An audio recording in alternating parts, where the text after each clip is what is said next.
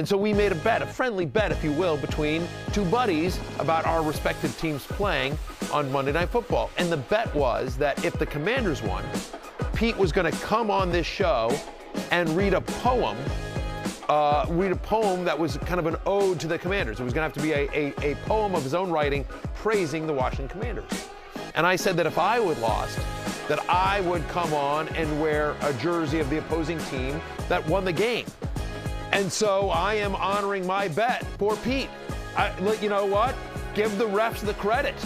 Give the, Pete, listen, a bet's a bet, man. A bet's a bet. Fantasy Football Happy Hour with Matthew Berry, served by Applebee's. A bet is a bet is a bet. I honored my bet yesterday by representing the referees who obviously defeated my Commanders and let's be clear, in a definitive fashion. Yeah. It wasn't close. The refs absolutely killed the Commanders. Credit to the refs. Covered a two-touchdown spread, the refs. They covered the spread, and the refs are now the 6th seed in the NFC playoffs.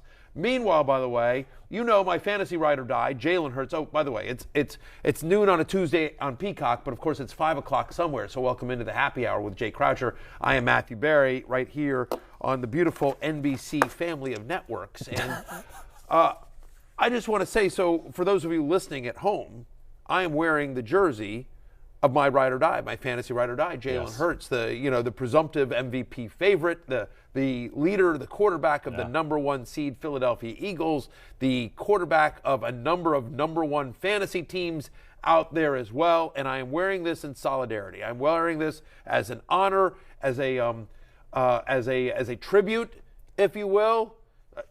Little Hunger Games here. Let me get it in frame. There you go. Absolutely. You're wearing that now, but you were wearing something else yesterday, which I want to show everyone in America. Oh, you want to get to this? This is actually a photo of you in Milan.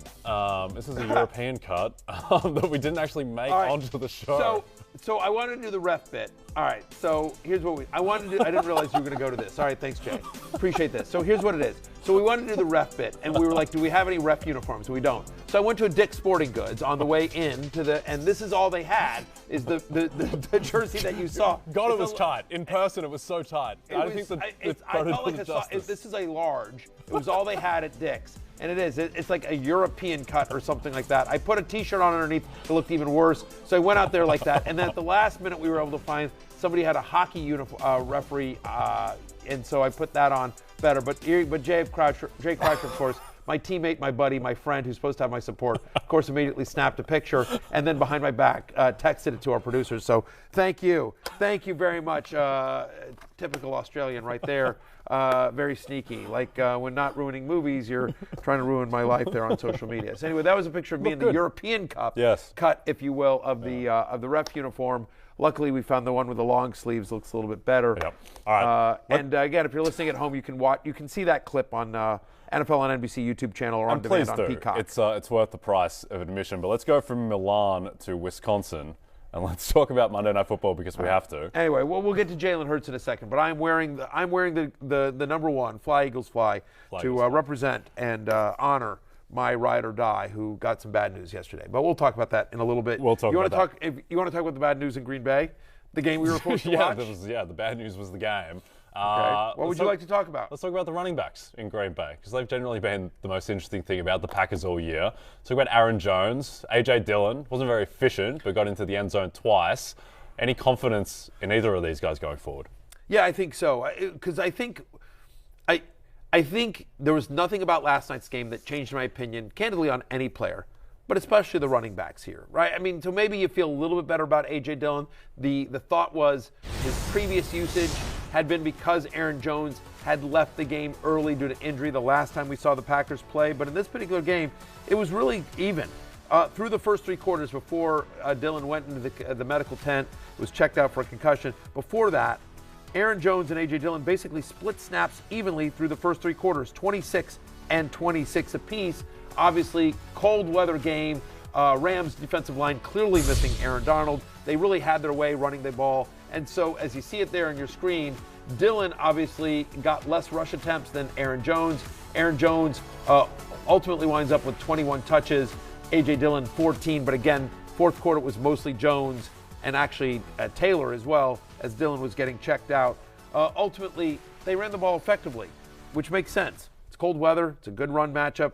What do you want to do? Let's not try to ask Aaron to do too much with a, inconsistent receiving core, to be kind. And so Aaron Jones remains a locked-in, low-end RB1, high-end RB2, kind of a top 12 guy, right?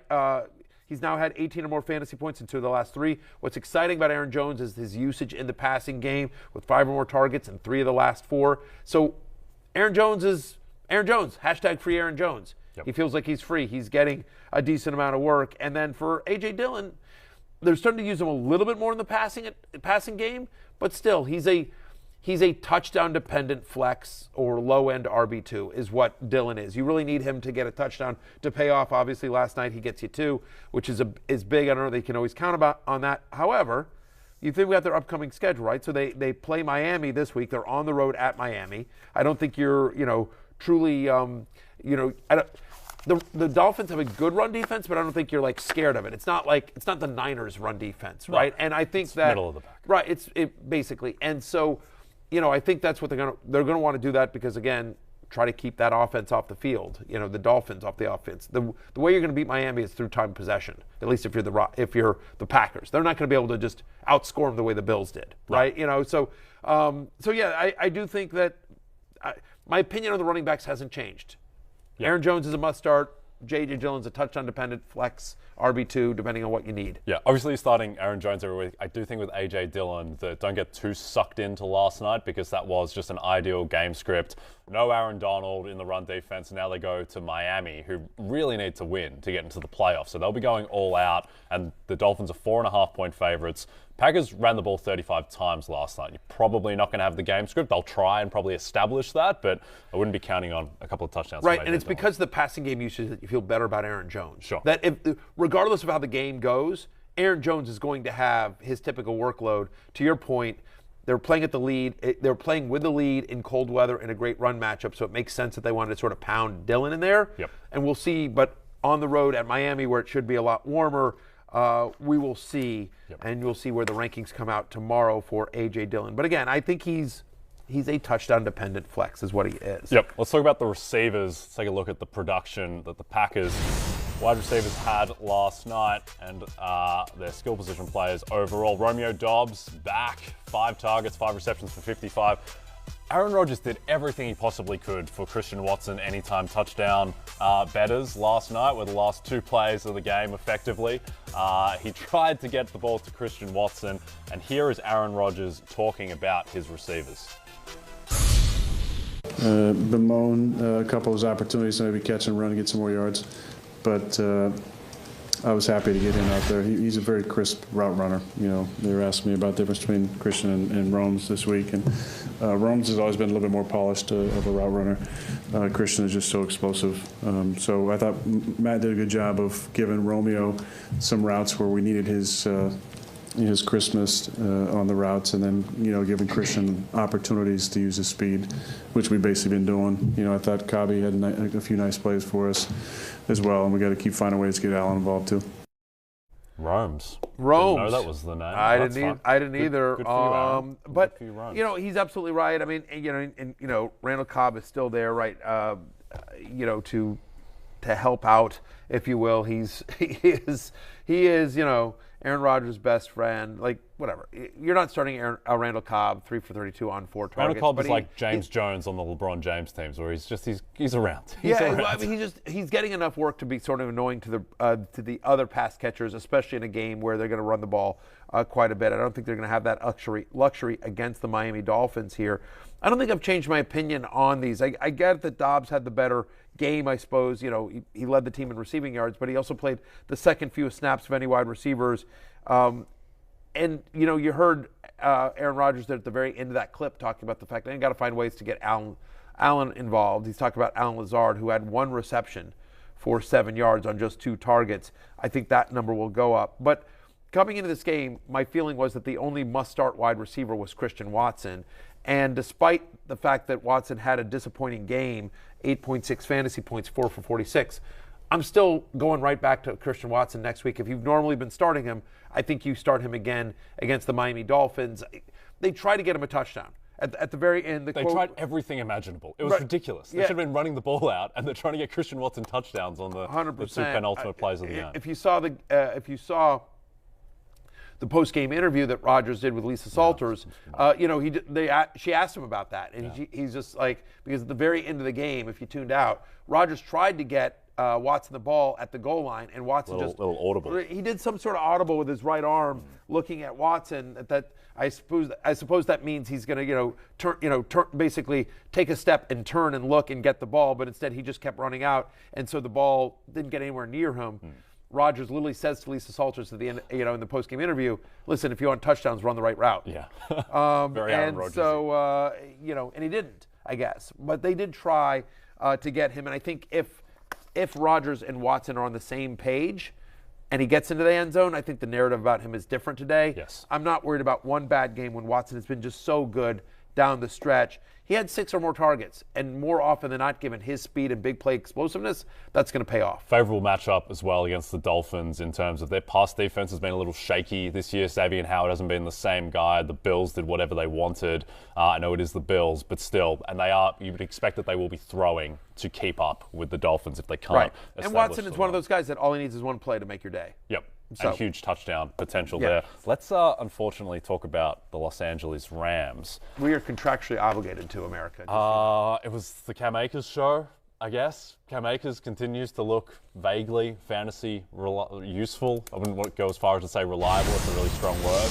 But Cam Akers, he was the guy last night in his past 3 games. You can see outside of the Vegas game where he fumbled, I think lost a bit of confidence from the coaching staff. He has been over 70% of offensive snaps 2 of the past 3 weeks. He's gotten 12 plus carries each week. He's gotten 3 touchdowns, rushing the ball and and look, he's getting some receiving work, not much. Last night was a bit better, but what are you doing with Cam Akers? Yeah, I mean, I think he's, he's usable.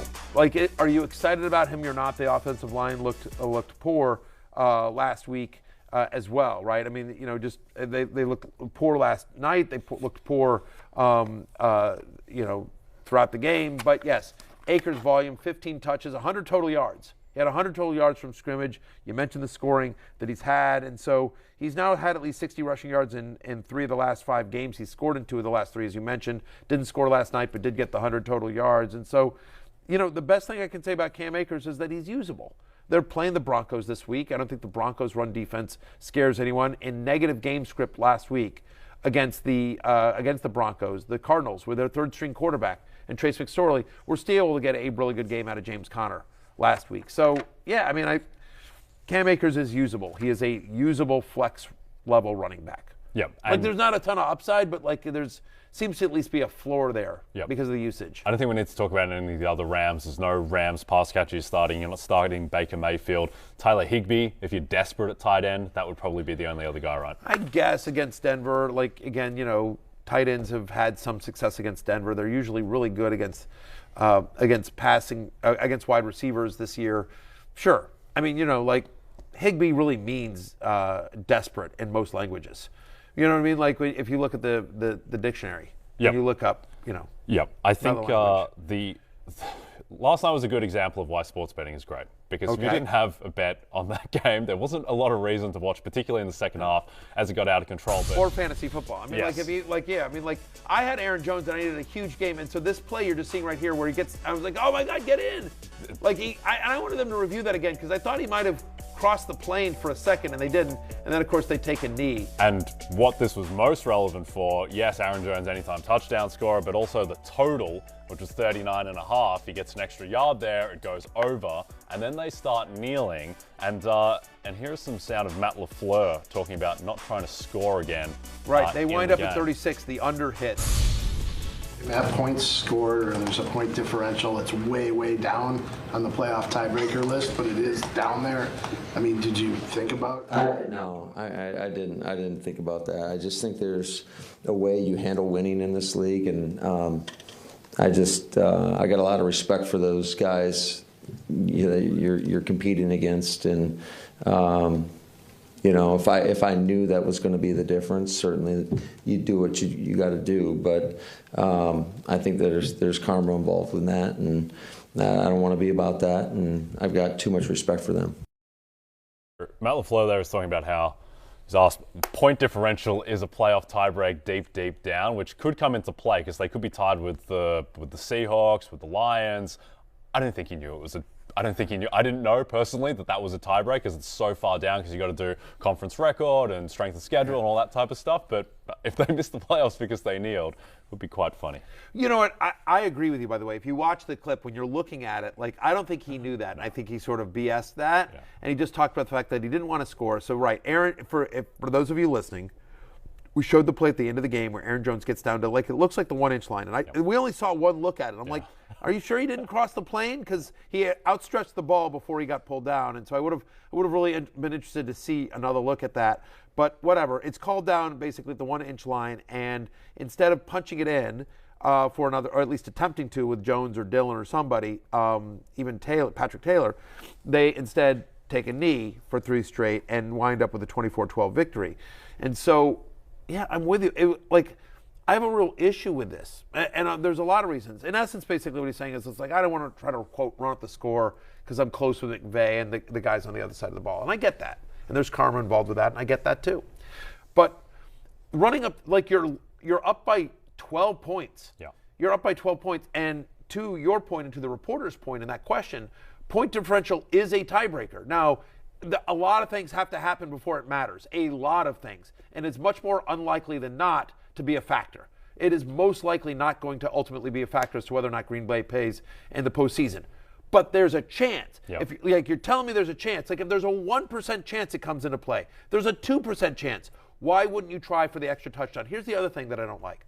The other thing is obviously, listen, I'm skewed because, if you have the over, you want that. I have Aaron Jones in fantasy, would have loved to seen him get another shot. But the fact is that a lot of postseason awards, both financially for individual players and then also in general, are based in some part on statistics. Not every voter watches every game.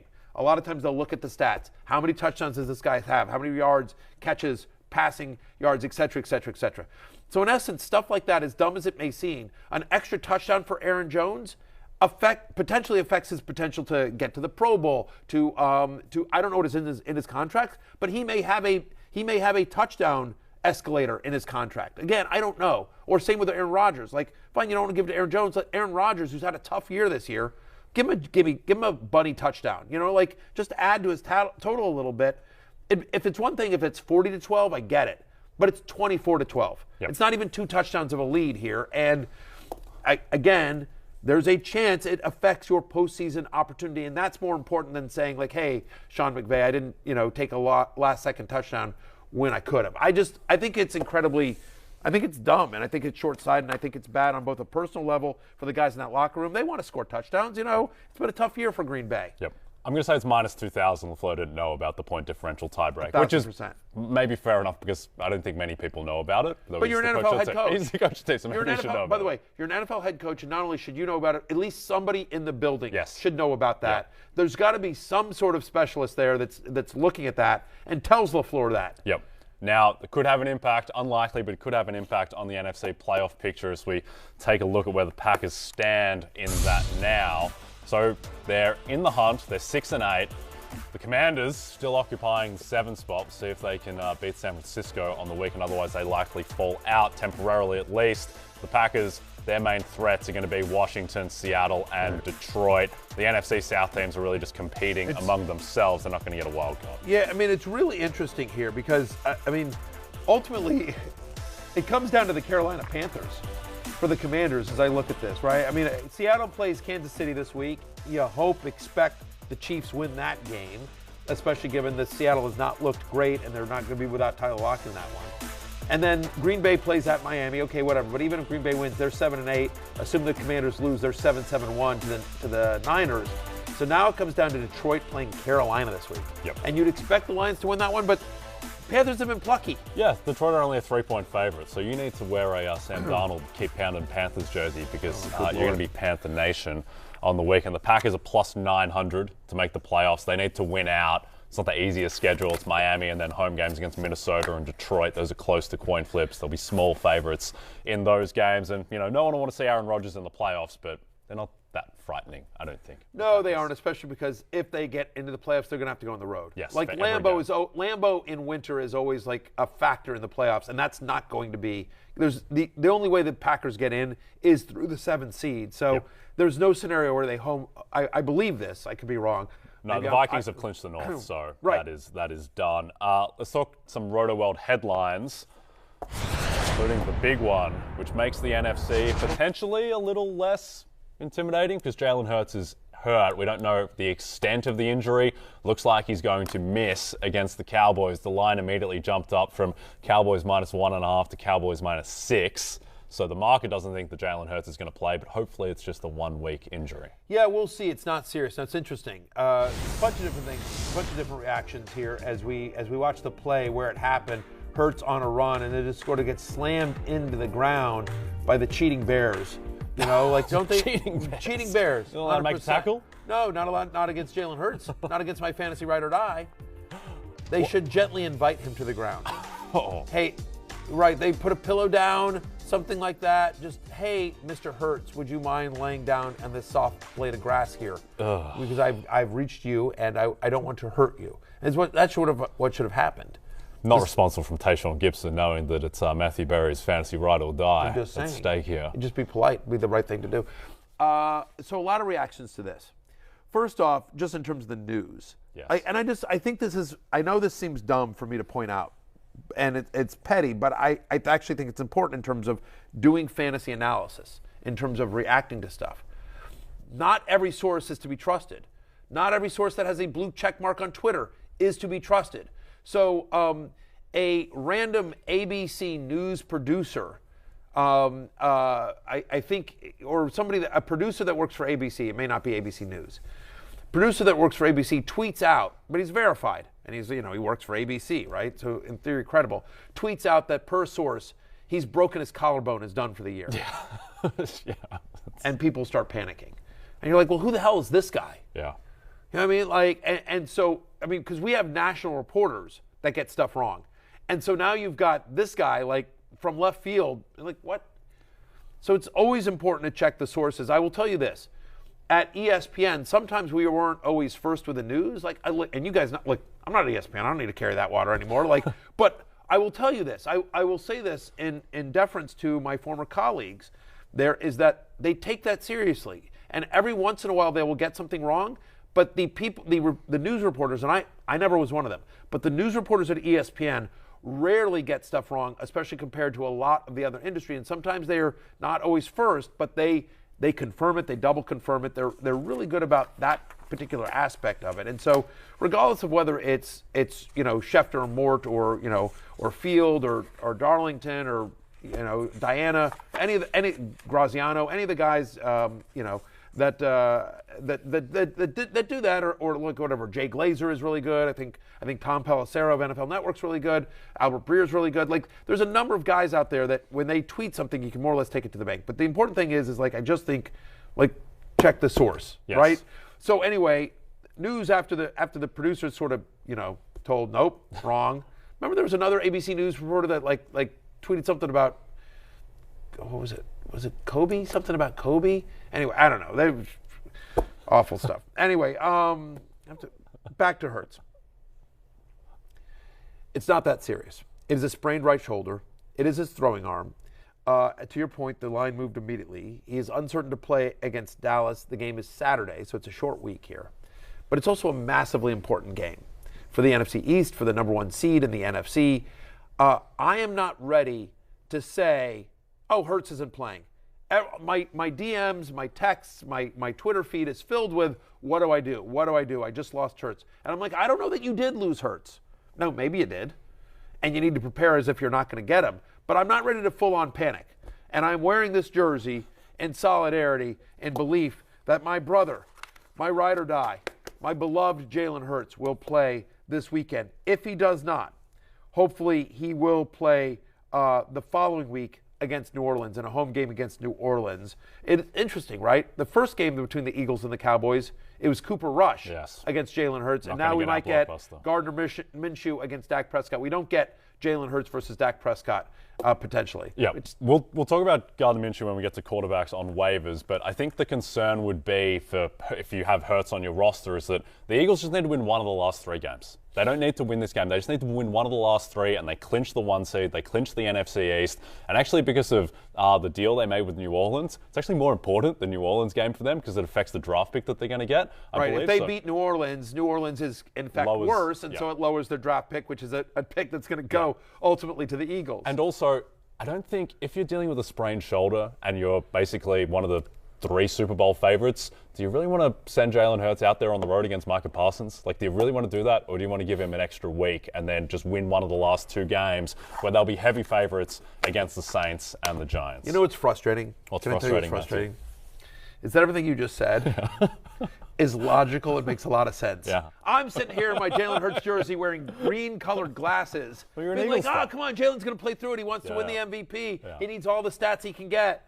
And the truth of the matter is everything you just said is logical and right and smart. And we will see. Stranger things have happened, but certainly you need to prepare as if Jalen Hurts will not be available for you for this week. So we will talk about Gardner Minshew and other options at quarterback when we get to the waiver wire here. I think as it relates to other players on the Philadelphia Eagles, I think you're still starting the normal guys you would. You're still starting A.J. Brown. I think you're still likely starting Miles Sanders, against Dallas. Again, I think he's going to be a lower-end RB2, but I think you're definitely starting Devontae Smith because they're going to be throwing it more. They are going to be throwing it more. But, I mean, listen, last month, Cowboys are 18th against the run. They haven't been, dominant against the run. Honestly, the entire defense, they're a bottom 12 pass defense over the last month. I mean, we just saw the Jags, put up 40. Put up 40 on them, and the Texans moved the ball. I mean, the freaking Texans with Jeff Driscoll and Davis Mills at quarterback. Right? So the Cowboys defense is playing a little bit on reputation recently. One thing that's important is just prior to the show, Dallas Goedert officially activated, for the Cowboys. The expectation is that he will play. Dallas Goedert will play against the Cowboys on Sunday. Worth noting that Dallas Goedert's best game last year, and in fact, his career best fantasy game in his life came with Gardner Minshew last season when he played the Jets. He went 6 for 105 and 2 touchdowns in week 13 last year. Yep. So that's the only concern with Devontae Smith, that a lot of Devontae Smith's production has come with Goedert out of the lineup. Now you've got Goedert here. They're playing the Cowboys. Smith is a risky wide receiver 3. He's a risk reward, and as we get further into the week, it sort of depends. But all I'm saying is that I don't care who the quarterback is, you're starting A.J. Brown. I don't care who the quarterback is, you're starting Dallas Goedert. Yep. I think there's a question about Devontae Smith, and he's been so good that maybe you don't, but it just, you know what I mean? Yep. I'm not ready to say, I don't care who else is on my team or looking at anything else. You're automatically starting him. And you're starting Miles Sanders as well. Let's go to the New York Jets, my New York Jets. Yeah. As we transition from your team, the Philadelphia Eagles, to my team, the New York Jets. And what's amazing is that, at the beginning of the year, when you decided to do this whole flip-flopping bit where you're just I'm just going to go to whatever the team is, or I started with the Jaguars and, moving around. The Jets have hung around longer than I would have thought for you, because you're a bandwagoner guy. I am. And so it's a credit to the Jets season that you've kept Fickle Jay, around as long as They're a really likable team. Yeah. Sauce Gardner, Garrett Wilson, Quinnen Williams. Zach Wilson, not so much, but Mike White, yes. But it's going to be Zach Wilson. Salah's good at the Salah's press conference. Yeah. Big, strong. Yeah. Gives you a lot of confidence, Robert Saleh. Yeah, he does. Zach Wilson doesn't give you a lot of confidence, and he is going to be starting as Mike White has been ruled out against the Jags. And I'm very concerned, fantasy-wise, betting-wise, around the Jets, because it's going to be raining in New Jersey on Thursday night. It's also going to be Zach Wilsoning, which is a problem because, look, he made some big throws against the Lions. He also made some of the worst throws I've ever seen an NFL quarterback throw. So, look, he delivered enough fantasy value for Garrett Wilson, who was 4 for 98. But outside of that, I'm not feeling good about any Jets. I guess you're starting Bam Knight because of the volume, but I think it's down across the board. Yeah, I mean, I think that assuming health for Bam Knight, I think you do. It's a better matchup. Yes. As bad as Detroit is in the secondary, they actually have a pretty good run defense. And, the Lions playing with some momentum here. Obviously, the Jaguars also playing with a lot of momentum here. But Jacksonville, only one team in the NFL over the last month has given up more points per game, just in general, in NFL scoring, right? And it's a 27th ranked pass defense. It's a 23rd ranked run defense. Like, pick a stat. Their defense is bad, specifically recently. They also give up the 6th most fantasy points to opposing quarterbacks. So if there's a glimmer of optimism, it is this matchup where Jacksonville has to travel on a short week after playing a long game. Remember, they went to overtime against the Cowboys. So now they're traveling on a short week after playing such a long game against Dallas. Look, Zach, I think they're better. If you just lost Jalen Hurts, I think they're better streamers. We're going to get to them in a second. But I do think you're starting Garrett Wilson, you're starting Bam Knight. Elijah Moore does have 23 targets over the last 3 games, did get some looks from Zach Wilson. So if you're truly in a pinch, maybe, possibly. Yep. We'll see if Corey Davis comes back for this game on Thursday. But I agree, the only ones you feel really good about are Bam Knight. You don't even really feel good about Bam Knight, but you feel good about Garrett Wilson, and you feel usable. Bam Knight, I think, is usable. Yep. And because of the matchup and because, Rainey, they want to go back to Zach Wilson, hiding Zach Wilson offense versus hey, it's, we're going to let it fly. I think so. Jets are 1-point favorites in that game. The total is 38. Cam Robinson also torn meniscus, so that could be a problem for Trevor Lawrence and the Jags pass catchers too. Let's talk about Jonathan Taylor. Yeah. Been a rough season for JT after he was the best running back in football last year. He has a high ankle sprain, likely out for the rest of the season. So bad news for JT, and fantasy-wise, good news for Deon Jackson and Zack Moss. Yeah, really disappointing for a guy that was the consensus number one player in fantasy across the board as well. Had only 2 games as a top 5 running back. Had only 2 games with over 20 fantasy points as well. Under 100 yards from scrimmage in 80% of his games. I mean, the Colts just as a whole, as a team, just completely tanked this season. What a weird year for Indianapolis. Like, that's how crazy this year has been, right?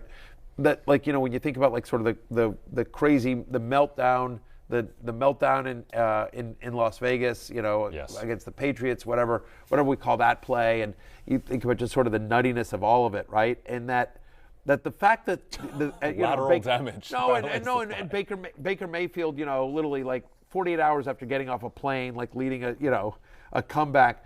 The fact that an NFL team picked a guy out of a TV studio who had no coaching experience whatsoever, and then and threw him onto the sideline, And he won his first game. And he won his first game after 3 days. Like, that doesn't even register as like one of the 3 weirdest things that's happened this year. No. And so just insane. It's just been an awful year for the Colts as well. Disappointing year obviously for Jonathan Taylor. He will be back better. This is the other thing is that according to Joel Erickson, Jonathan Taylor said he has never missed a practice. Forget game. He's never missed a practice in high school, college, or in the NFL prior to this year. Like, that was one of the arguments about people drafting him at number 1 and people didn't want anything to do with McCaffrey, is because, well, this guy is safe. He's literally never been hurt. And he did miss a practice in week 3, and now, I think he missed his first practice, I should say, in week 3, and then it's just been This is a big thing in betting in terms of projecting players. Like, you don't read too much into how injury prone or not injury prone a player is in a contact sport, because you're injury prone until you're not, and you're not injury prone until you are, and that shouldn't be the main deciding factor. Like Christian McCaffrey, who everyone thought was Mr. Glass and unbreakable, has been fine this season. He's been very healthy. He's looked the best he has in years. Yeah. Saquon Barkley's been dealing with some stuff, but for the most part, totally fine this year. Jonathan Taylor, completely the other way. So it just changes. So don't factor in health overly. Right. But let's go talk about. But here's the thing. So Jonathan Taylor, because he is out for the year with this high ankle sprain, that leads us to the waiver wire. It does, running back waiver wire. Yes. Yeah. Look at that. I mean, it's just like I'm a master of segues. Like, what can't I do? I mean, what can't I do, Jay Croucher? You can't keep Jalen Hurts healthy. That's fun. That's on you. It's yet to be determined. Yeah. We'll see if he misses. He hasn't officially been ruled out just yet. Before we get into running back waiver wires, and as you can imagine, the guys from Indianapolis that are going to replace Jonathan Taylor lead our list here, it's just worth looking. The answer is most likely no, but it's just worth looking in your league to see if Jerick McKinnon's still available, because he's rostered in only about 80% of Yahoo leagues. So there's a chance It's a slim one in any competitive league. But there is a slight chance that McKinnon is out there. And if for some reason he is, 22% available specifically, I'm told here. If there's a slight chance that he's out there, then he's the number one. He's the number one. There's no question about it. He's the number one running back each of the past 2 weeks. But assuming McKinnon is gone, which is the assumption for most competitive leagues, Deon Jackson and Zack Moss are both available. And I think we don't really know how this backfield breaks down. My instinct is Deon Jackson just because Jackson has had more passing game usage in his career and specifically this year with the Colts than Zack Moss has. Now, the Zack Moss argument is that last week he played 67% of the snaps compared with the 32% of Jackson. When Jonathan Taylor went out, they kept going with Zack Moss. Jackson had a bad fumble in this game as well. But the part of the problem here, Jay, is it was such a weird game. They were up 33-0. And so maybe they're like, we're going to just, hey, we got this big lead. We just got Zack Moss a couple of weeks ago. Let's get Zack Moss some run. Yep. We're up 33 points. Like, who cares? Like, let's just pound this guy between the tackles. Yeah. Deon Jackson has a 10-reception game this season as well, back against the Jags a couple of months ago. So I think he's definitely the guy with higher upside. I think he's probably just the more explosive guy as well. So I think he would probably be the preference. But this is potentially a big deal because the Chargers' run defense, as we know, is not very good. Derrick Henry got going a little bit against them on the weekend. So those two guys are close to the top of the list. Let's talk about... And I wouldn't mind... I will also say that my assumption is that in most leagues, Deon Jackson will be the priority over Zack Moss for two reasons. Number one is just I think more fantasy players have heard of Deon Jackson. Yes. He's had success with the Colts earlier this year, right? He's had some nice games there. He's had 4 different games with 12 or more touches this year. He's averaging 14.4 fantasy points per game in those games. So Deon Jackson is more of a known fantasy commodity this year. He may actually even still be on some rosters, And Zack Moss is one of those guys that, healthy scratch with Buffalo at various points. He's somebody that fantasy managers have had on their team and have waived, before. So I think there's probably a little bit of burnout with Zack Moss. So I think there's a scenario where you could put in a claim for Jackson and also get Moss on the back around. And I wouldn't mind grabbing both because as we sit here on Tuesday at noon, we don't sort of know how it's going to break down. But maybe as the week goes on, we get some reporting or we see how they and we hear from some of the Colts beat reporters that, turns out Zack Moss is getting all the runs, the RB1 reps in practice, or it's Deon Jackson. We get more clarity. So I actually don't mind because it's the playoffs, it's the semifinals, and there's probably not a lot of players in your league going after running backs, or going after players, I should say. At this point, there's probably just 4 teams in your league going for it. I don't mind rostering both guys and just seeing if we can figure out between now and the weekend who's going to get the start for the Colts. But if I'm making priority, Jackson over Moss for me. Okay, let's race through the rest of these guys. Falcons running back Tyler Allgeier, who looked a bit like last year's Jonathan Taylor on the weekend against the Saints, where he went 17 for 139 and a touchdown. He should be rostered everywhere. Season high 18 touches in week 15. He's had double-digit touches now in 11 of 13 games so far this year. At least 50 yards from scrimmage in 8 of his past 9. He looked good last week. Caleb Huntley, out for the year. He's got that Achilles injury. Cordero Patterson, not part of the future. Cordero Patterson on the wrong side of 30. They like Patterson. But Tyler Allgeier, the rookie, obviously has a chance to be the guy. And as they're clearly going with Ritter under center, it's a little bit of a youth movement there in Atlanta. It makes sense for Arthur Smith to say, let's see what we got. Can this guy again be a lead back? Do I need to be more committee? But can he handle an 18-touch workload like he did last week? The challenge here is that they're at Baltimore, but certainly after that, home to Arizona, home to Tampa Bay, their defense is reeling. So Allgeier is kind of interesting, as is Chuba Hubbard. Is he? Yes, just because Carolina runs the ball. They use their running backs quite a bit. They play Detroit this week. Detroit has a top 3 run defense over the last month. So Chuba Hubbard, who's much more involved in the passing game than Deontay Foreman, and Deontay Foreman had one of the worst games in fantasy last week. And so I don't think Deontay Foreman has a lot of success against this top 5 Lions run defense this week. So Chuba Hubbard, who has increased his touches each of the last 4 weeks, as you see it there on your screen, playing 63% of the offensive snaps against the Steelers in week 15, he's become sort of flex interesting. 3 straight games now with over 65 yards from scrimmage. against the Lions this week. Again, he's more of a PPR flex play in a 12-team or deeper league, but that's what we're dealing with here. Another guy who's flex interesting is Gus Edwards, who plays against the Falcons. He's been overshadowed by J.K. Dobbins, but very favorable matchup with the Ravens 7-point favorites, and expect that potentially can support 2 running backs. Since week 10, Falcons allow the 5th most rushing yards per game to opposing running backs. Gus Edwards has played 6 games this year. He has at least 50 yards rushing in 5 of them. He's always a threat to fall into the end zone. They do want to go run heavy here. The expectation is that once again it'll be Tyler Huntley under center. We don't know. Maybe Lamar Jackson makes it back, but we don't know yet as we sit here on a Tuesday. And so I agree. In a great matchup against the Falcons can't stop the run. Baltimore will once again go fairly run heavy here. And, so I do think Gus Edwards becomes interesting. The challenge is Dobbins is the better running back. Edwards has no passing game usage. He really needs a touchdown to pay off in a real way. But, I think he's probably 8 to 10 points with a shot at a touchdown. Yep. Okay, let's quickly race through some insurance running backs, headlined by the guy who always headlines this graphic, Alexander Mattison, backing up Dalvin Cook, and then other familiar names, Khalil Herbert, Jalen Warren, Jordan Mason, and Joshua Kelly. Yeah, Khalil Herbert just reinstated from IR. Expect that to be more of a timeshare in Chicago as well. Jalen Warren started playing a lot of snaps last week. He's been playing more and more. It's clear that the Steelers are like anyone but Benny Snell. And then we finally have some clarity in terms of the Chargers. What would happen if anything happened to Eckler?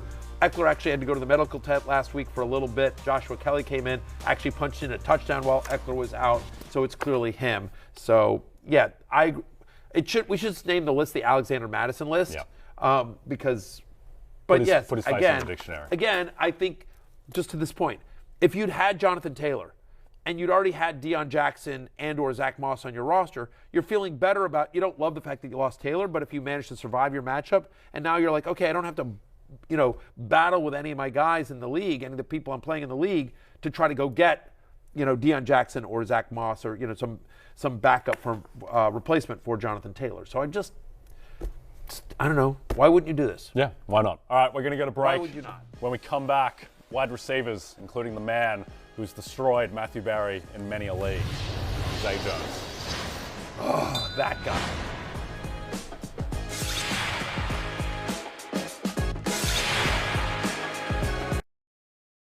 I wrote up Shaheed in last week's waiver column and this week's column. He has seized the wide receiver 2 role in New Orleans from the incredibly ineffective Traquan Smith and Marquez Callaway. I knew I could come up with those guys' names.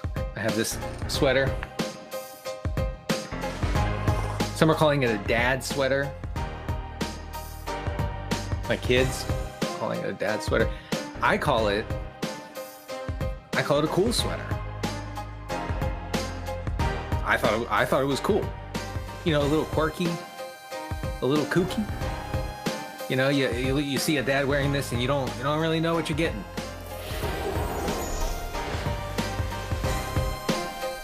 So that was our esteemed colleague Denny Carter. Is he esteemed?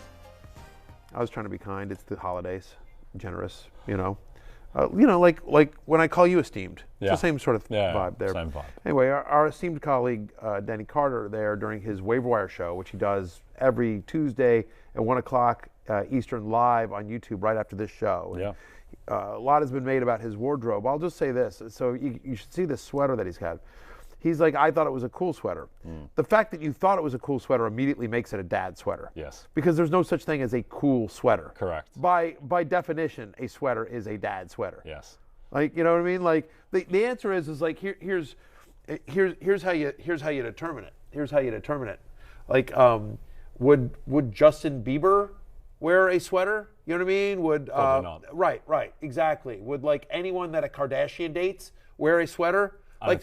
These are the people that are in pop culture today, yes. right? That kind of stuff, right? Yeah, exactly. They would not wear that. I mean, look at that sweater.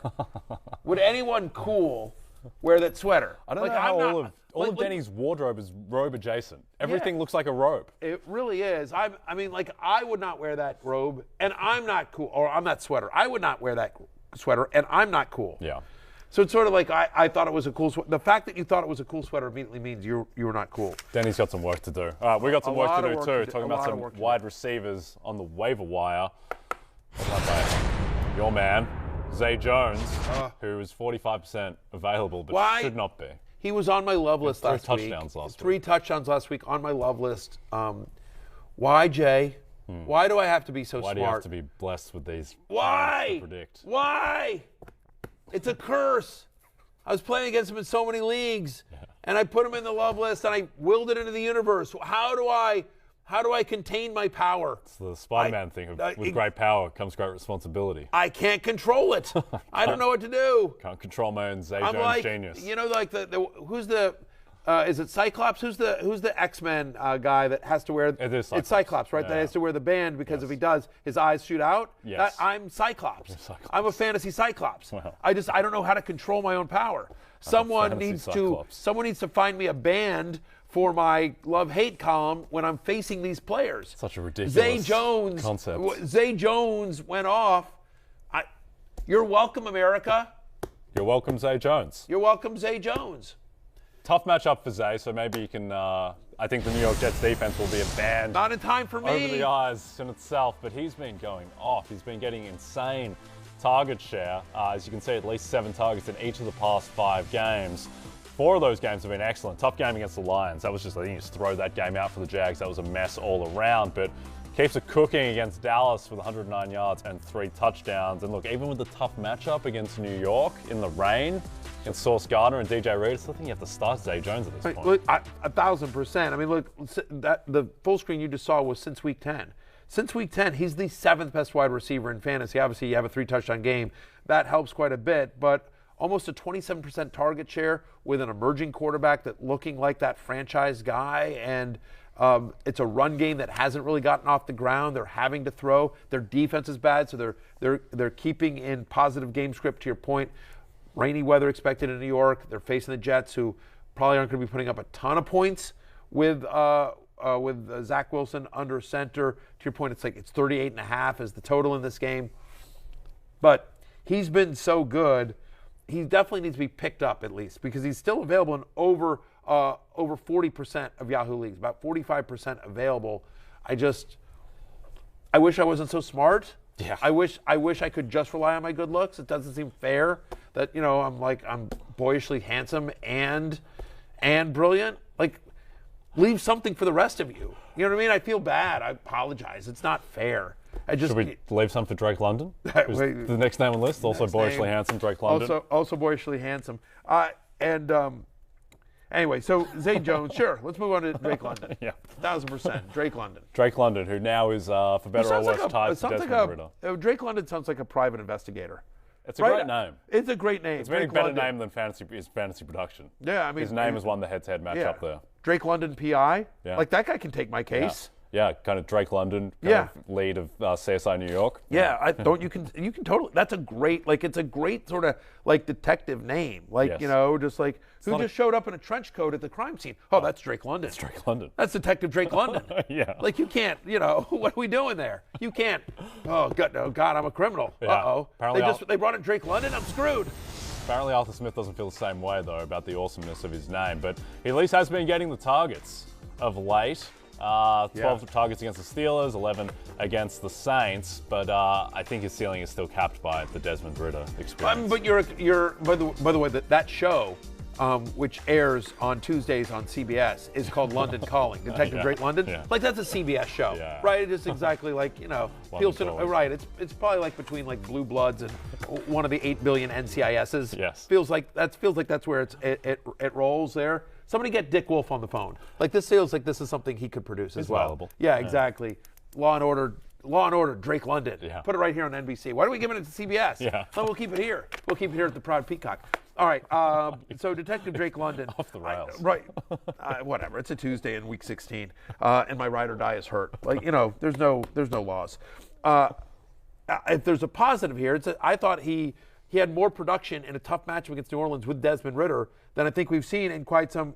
So look, 72% of Atlanta's receiving yards in Week 15 went to Drake London. He's available on 44%. Let's whip through a couple of these names very quickly. Jahan Dotson of my red-hot Washington Commanders. You're not going to be able to run against San Francisco. You're going to have to throw. So Dotson now has back-to-back games with 6 or more targets and a touchdown. They're going to have to throw against the Niners. Elijah Moore, we sort of already mentioned.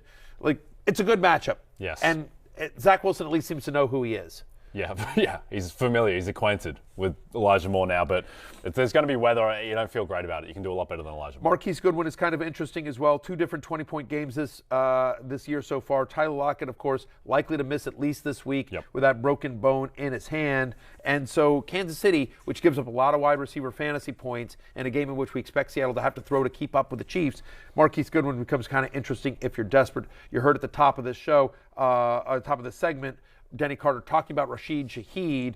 I have the need for Rashid Shaheed. That sucks. It's a work in progress. Michael Smith would do that better. He loves himself some Rashid Shaheed in his 20-team league. But look, 71% of the snaps last week. It's whatever. He's number 6 on the list. Yeah.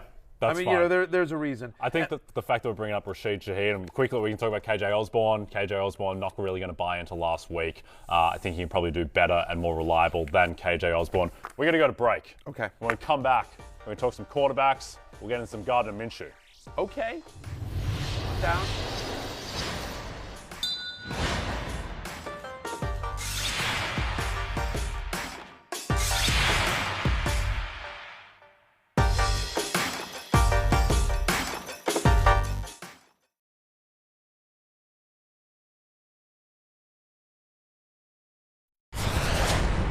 Let's get into some waiver wire quarterbacks. Let's start off with my favorite quarterback, Russell Wilson. The last time we saw him was actually playing some damn good football against the Kansas City Chiefs. His best game of the season. He was concussed. He was competent. He was all right. He was all right. He was, no Detective Drake London. Yeah, no Detective Drizzy London. No, look, I think one of the positives are he started running again. 57 rushing yards last time we saw him, and now he plays Kansas City again in Week 17. You're like, well, Barry, it's Week 16. What are you doing to me? Sometimes you got to look ahead, right? Not everyone's lost Jalen Hurts, and so you're just looking ahead. He plays Kansas City again in Week 17, which again gives the 4th most fantasy points to opposing quarterbacks there. And there's a chance maybe that it's unlikely that they rest their starters in Week 17, but there's a chance if everything plays out a certain way. But either way, I think Russell Wilson's kind of interesting to grab for 2 weeks from now. Yep. Even if you're keeping away from somebody else. Brock Purdy now has multiple touchdown passes in 3 straight games. He gets my Commanders at home. Toughest defense yet for him. Toughest defense yet for him. And then there's Gardner Minshew mania as well. So he's had 2 career starts with Philadelphia, averaging 16.6 points per game, including Week 18 in 2021 against these same Dallas Cowboys, where he threw for 186 yards and 2 touchdowns. Worth noting in that game, mostly backups for Cowboys in that game. They were resting a lot of starters, but still, he had success against Dallas. It is a fantasy-friendly offense with a lot of skill players around him. 2 quick things to note as well. Got an alert on the Fantasy Life app. Kenny Pickett expected to be cleared and come back and start for the Steelers this week. They're home to Las Vegas. Vegas 21st against the pass over the last month. And, I would not be surprised if Malik Willis gets the start this week against Houston. We'll see how that plays out. But Tannehill got really banged up in that game. He got injured. Willis came in. He came back. Didn't look super effective. So interesting to see about Tannehill. Either way, though, you don't really want any part of the Tennessee quarterback, I think, just because it's Derrick Henry against Houston, and Derrick Henry goes for 200 yards and 2 touchdowns every time he plays the Texans' run defense. Probably very quickly, because we're running out of time. If you need a tight end, in order, Chiggy Okonkwo. You know what I mean? We're going to hit the tight ends after the break. We Matthew. are? Yeah, we're going to have a whole thing on tight ends. We got a whole tight ends? We're going to get Chiggy for a couple of minutes. Seconds. I thought we were done with the dumb show. No, the dumb show continues. We're going to go to break, and when we get back, Chiggy Okonkwo. Okay. I'm going to get Chiggy with it.